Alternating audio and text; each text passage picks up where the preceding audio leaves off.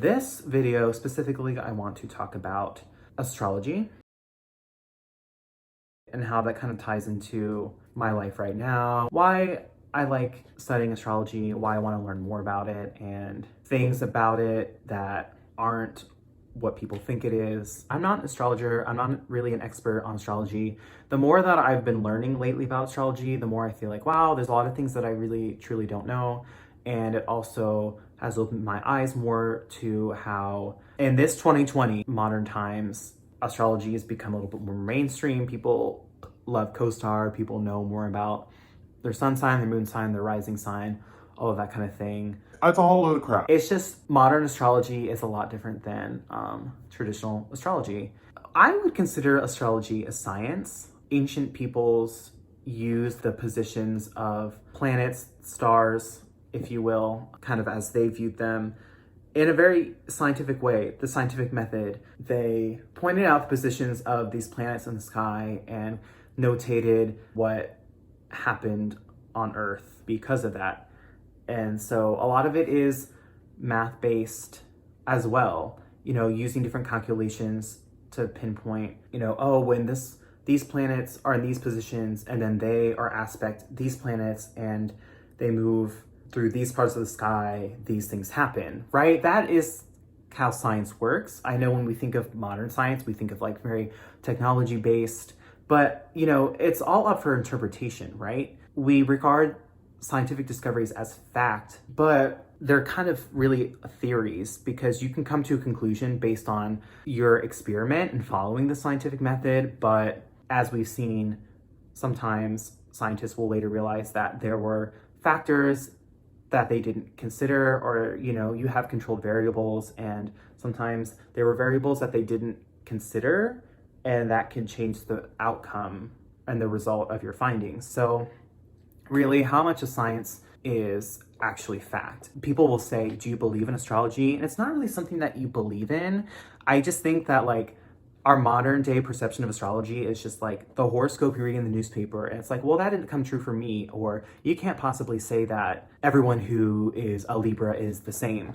And it's like, that's not really astrology, y'all. And I think it kind of gives astrology a bad name. I don't like when people say, oh, I believe in astrology. And it's like, it's not really something you believe in. Like, it still exists. It's still real. It's just, unfortunately, we just don't know about astrology. It's not something we're taught. And the way we see it just isn't really that accurate. And even things like co-star, it's a little dicey for me. I mean, I still like to look at my astrology apps and still read my horoscopes just for fun. But even the compatibility on co-star that will say oh, Mercury and Capricorn and Mercury and Taurus are compatible and Mercury means this. It's that's all very vague and very general even then.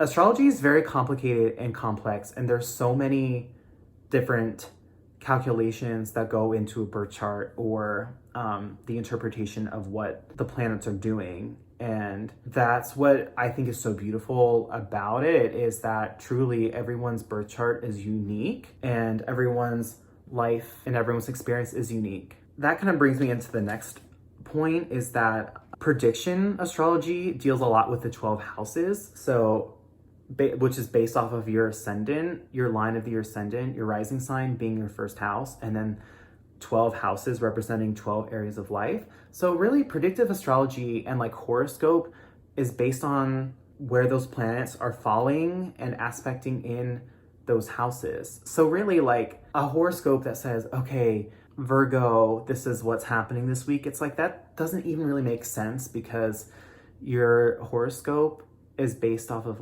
your 12 houses and your rising sign. So your sun sign really doesn't have much to do with that. So you have the 12 houses, which represent the 12 areas of your life. So that is to say that traditional astrology really explains your life more so than you. You are a part of your life, but what the planets represent is the external factors that control your life and your life path. And also, your birth chart does talk about who you are and I guess your traits and stuff, but it just kind of explains the way that your life will go.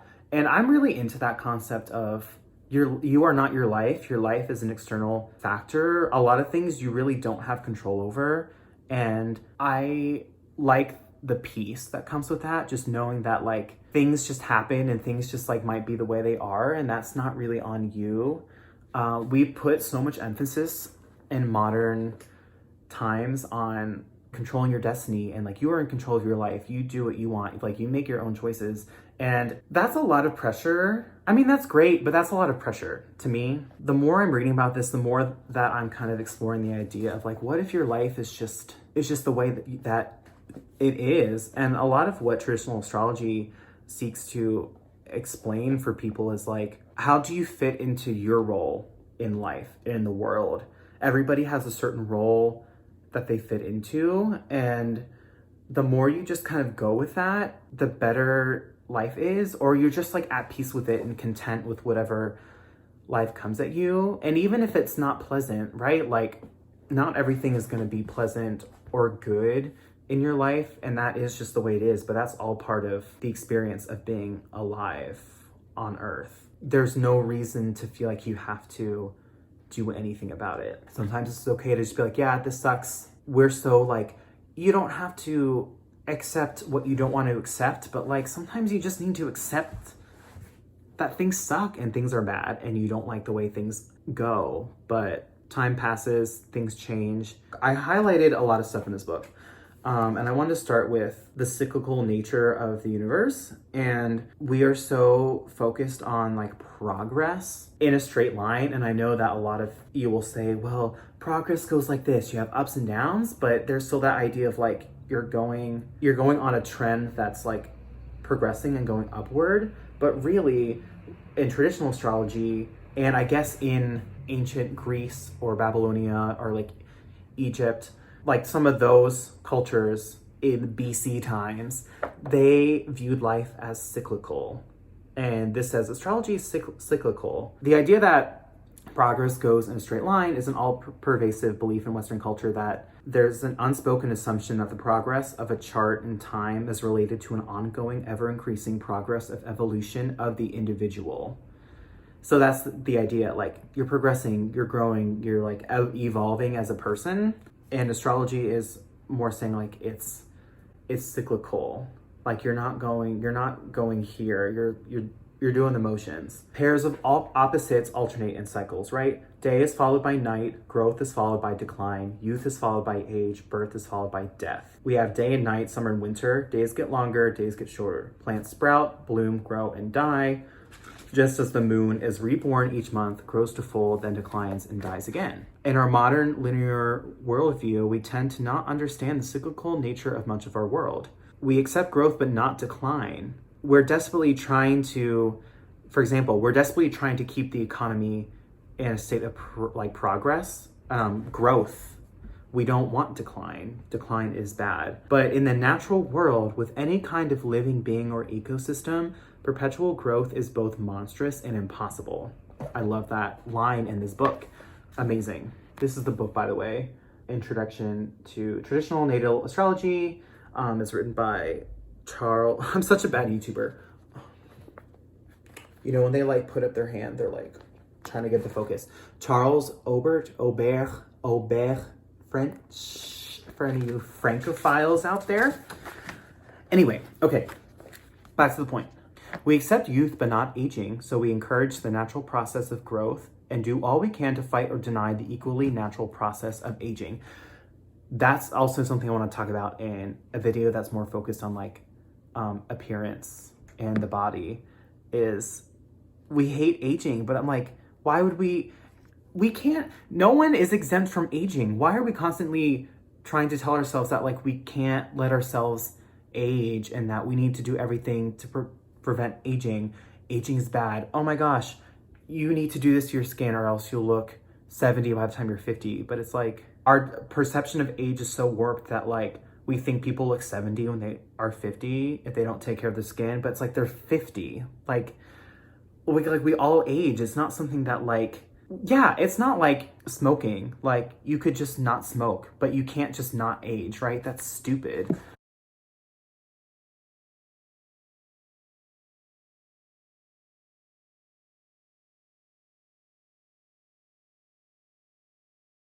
We accept life but not death, so birth is welcomed and celebrated while death is denied, fought, and hidden. Like, we're all gonna die. Like, does death have to inherently be like a bad thing? I don't want to Vanessa Hudgens, y'all, and I'm not Vanessa Hudgens. And I felt like what I was gonna say was kind of Vanessa Hudgens-y, but that's not where I'm at right now.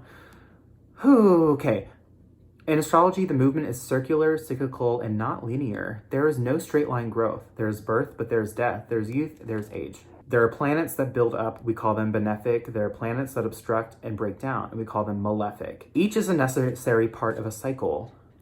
It is important to reflect that when you view a chart, you are not looking at only possibilities for growth. You are also looking at possibilities for decline, possibilities for success, and possibilities for failure. Possibilities for good and bad fortune. Y'all, can you tell I had an iced coffee today? I'm like really like, I don't normally drink coffee anymore.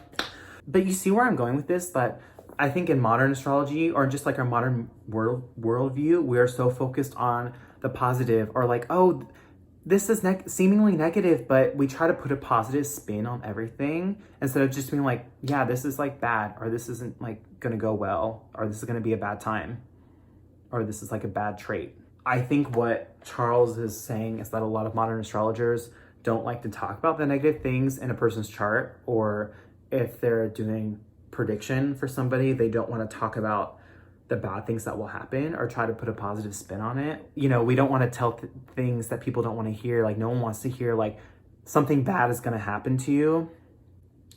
We don't want to tell people that's, oh, this bad thing is going to happen to you, because we don't want to freak people out, or people don't want to know that. Both the good and bad things in life are both equal parts of our experience, and they're both going to happen. It is also true that we as human beings can have a process of learning that goes on through the cycles. However, even that process of learning is part of a larger process of mental growth and decline. It is conceivable that this decline is a part of a seed that becomes a new life or growth after what we think of as death. But that does not mean that we can skip over the human physicality.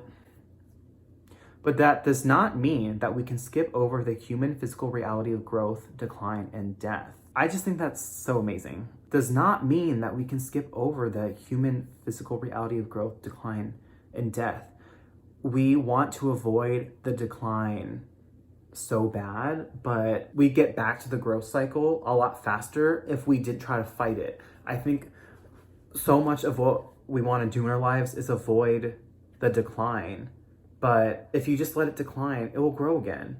But if you try to like delay the decline, then you're just delaying the next growth process. Once again, benefic is related to building up, malefic is related to building down. They are complementary and necessary parts of a whole cycle. It's, you know, an example of this is in nature, how forest fires aren't always bad. Sometimes they're necessary. That doesn't have to be a bad thing or a sad thing. I did actually finish this book, and I didn't want to talk about like the actual astrology specific things in this book, at least not in this video. I just kind of wanted to highlight some of the more philosophical ideologies attached to traditional astrology, and how it's very inspiring for me to look at things in a different light. You know, there are certain concepts that I think I want to explore more, like finding out what my role is in this world. And I think having a better understanding of my life is separate from me, and things will just happen in my life. I think I've always kind of believed like things happen for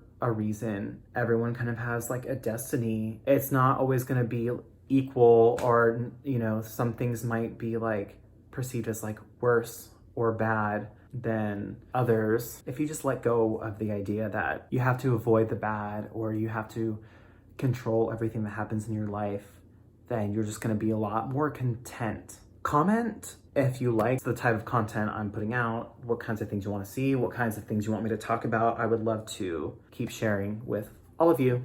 All right, bye.